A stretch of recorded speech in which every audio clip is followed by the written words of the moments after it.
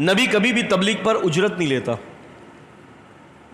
نبی کبھی بھی جو ہے دین کے کسی بھی کام پر اجرت نہیں لے گا. یہ نبیوں کے لیے مخصوص ہے.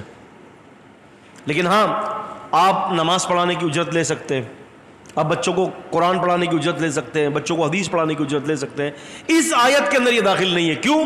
یہ آیت خاص نبیوں کے لیے. اس کو یاد رکھے طالب علم سارے, یہ آیت صرف نبیوں کے لیے ہے. باقی آپ جو ہے وہ کسی بچے کو قرآن پڑھا رہے ہیں, آپ نماز پڑھا رہے ہیں, آپ اجرت لے سکتے ہو اپنے وقت کی.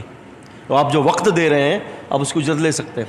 کیونکہ صحابہ اکرام کے دور میں بیت المال سے ان کی اجرت دیا جاتا تھا. اب آپ دیکھیں نا, مثال کے طور پر ایک مثال ہی لے لیں. ہمارے اس مسجد کے امام صاحب ہیں, 24 گھنٹے اس مسجد کے اوپر وقف ہیں. یہ مسجد کی صفائی کرنا, مسجد کی امامت کروانا.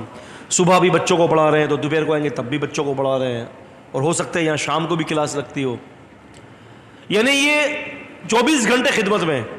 پھر رات کے وقت ہم سب چلے جائیں گے, صفائی وفائی کر کے باہر گیٹ پر تالا ہونے لگا. یہ پوری ذمہ داری ہے. تو ان کو اگر کوئی بغیر اجرت دیے ہوئے رکھے تو وہ پھر بیچارہ اپنا معاملہ کیسے چلائے گا؟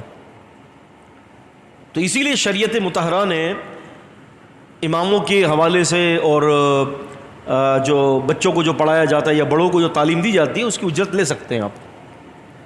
جو منع کیا گیا ہے وہ یہ ہے کہ قرآن پڑھ پڑھ کے اجرت لینا. عمران بن حسین رضی اللہ تعالیٰ نے جو منع کیا تھا وہ یہ تھا, نبی علیہ السلام کی حدیث میں جو ہے کہ بندہ ایک جاتا ہے برکت کے لیے, نہیں قرآن کی تلاوت کرتا ہے اور پھر لوگوں سے پیسے لیتا ہے, وہ حرام ہے. کیونکہ وہ کسی کو سکھا نہیں رہا, وہ قرآن پڑھ کے پیسے لے رہا ہے, وہ حرام ہے.